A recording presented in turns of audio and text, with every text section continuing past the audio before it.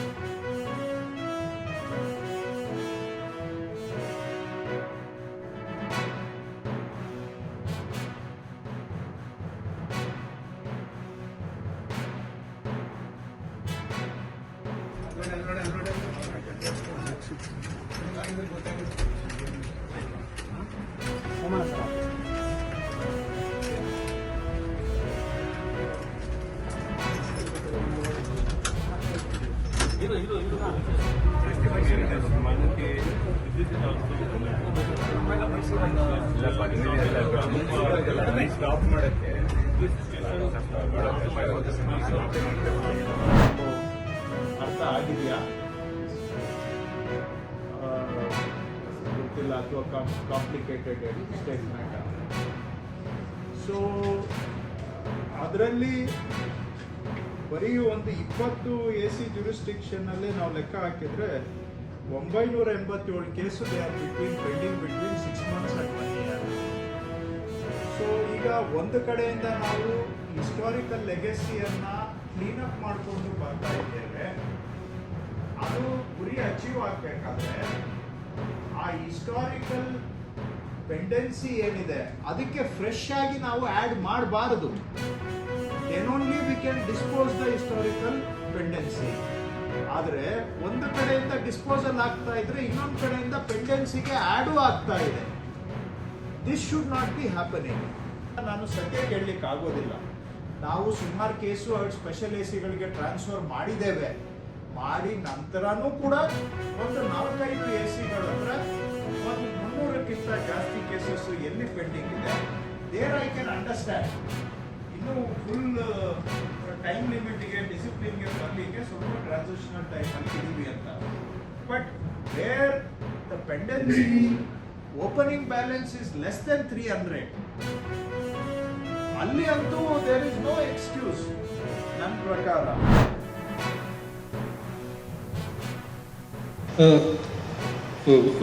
Firstly, my thanks to SMOPS for having us here and believing in ESTRAC, the ears and voice of Europe in space, Philae. Here we are talking about 2 asteroids. It's a lead, as the private sectors, as the academy. particular interplanetary space. Without this, it wouldn't work. Without this, for our industry members to grow forward. And first time in India, when the space it's behind, but this is something what we're expecting in 2 years from now to come into place. well motivated because of the challenge, but it's really getting doing so.